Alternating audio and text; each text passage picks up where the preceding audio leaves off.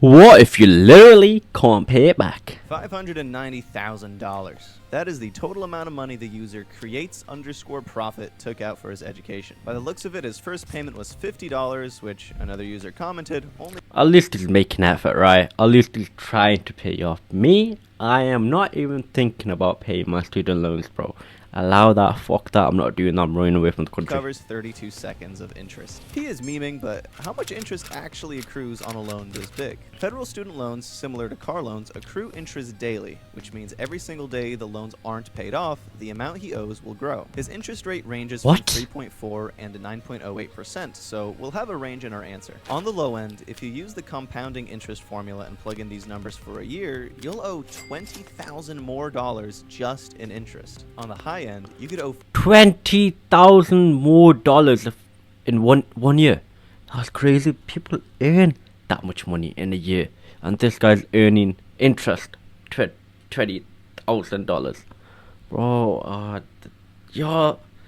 Nah, this guy can't pay for this, bro. $56,000. To put that into perspective, that's more money burned on just interest than the median income for an individual in the United States. If you ever intended on paying these loans off, your monthly payments would grow even higher. An extended repayment plan typically lasts 25 years, so under the best interest rates, your monthly payments come out to nearly $3,000. What the worst fuck? Interest rates as high as $5,000. What the fuck? We haven't figured out how to garnish 100% of your wages yet, so let's break down a reasonable budget required to pay this off. For simplicity's sake, we'll average the rate and monthly cost at $4,000 a month. $4,000 a month turns to $4,000 on student loans, bro. That's crazy. You could literally finance a Lamborghini.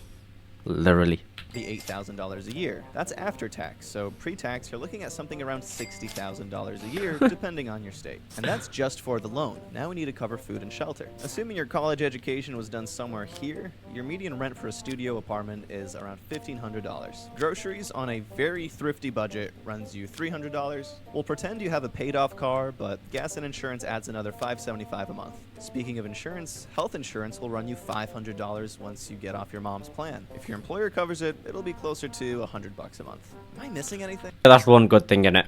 In the UK, we don't have to pay for health insurance. I mean, insurance. No. What's the word now? Healthcare is free here. But still, though. Still.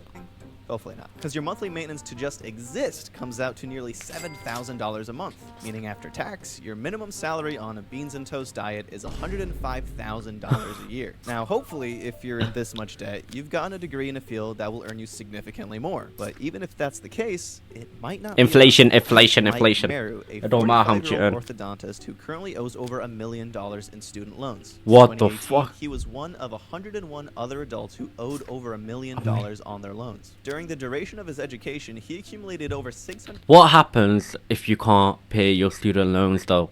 What happens? Where do you go from there? $100,000 of debt to keep himself in school. In the subsequent years, due to interest accumulation and fees, that number ballooned to well over 7 figures. He studied to become an orthodontist, and since graduation, landed a job that earns him $225,000 a year. That income, after taxes, comes out to roughly $13,000 per month. However, the monthly minimum payment on his student loans comes out to over $10,000 per month, nearly 80% of his take-home income. Realistically, there is no way you can pay back these loans, but there are two solutions. The first solution is to die. Federal student loans are discharged upon death, so don't sweat it. Private student loans can be carried to your cosigner, spouse, or estate, but remember, you're dead, so don't stress about it. The second solution is an income-driven repayment plan. Instead of paying monthly minimums, you pay based on a percentage of your take-home income. You'll never actually repay your loans this way because your payments likely won't cover the interest accruing, but that doesn't matter because after 20 to 25 years, the remaining loan balance is forgiven. Technically, it will come back to bite you under income tax because a loan you never paid off is considered income, but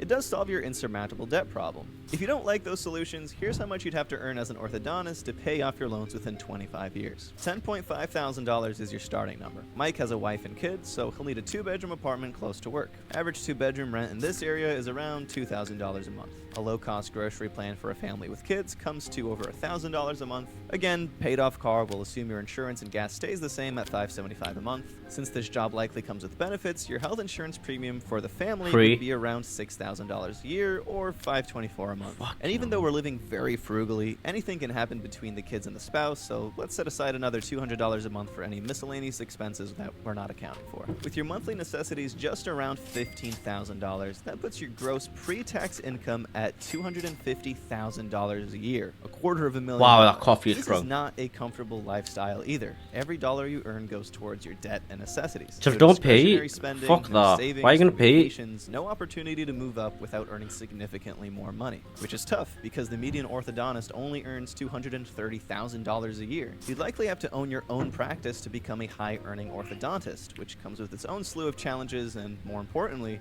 debt. But there is one more trick we can try, and that's to simply not pay it back. Yeah. If you don't make a payment on your loans, That's what I do. That is what I am doing right now.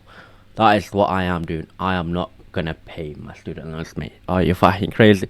But to be fair though, I don't own that much. I don't owe that much student loan. To be fair, I think I only owe about 50k.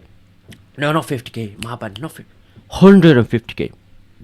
for Crazy. 270 days, Mad your crazy. federal student loans. I'm not even gonna think about it, bro. This doesn't absolve you of your debt, but it does put you in contact with the default resolution group. They'll basically nudge you to try to make any sort of payment on your loans. If you don't pay for 360 days, that's when the government will begin to garnish your wages and withhold your tax refunds. Getting your wages garnished sounds scary, but what they don't tell you is that the amount they garnish is capped at a maximum of 15% of your post-tax paycheck. So, on a 100k salary, 26% gets eaten by taxes, and the remaining $74,000 gets an additional $11,000 taken out.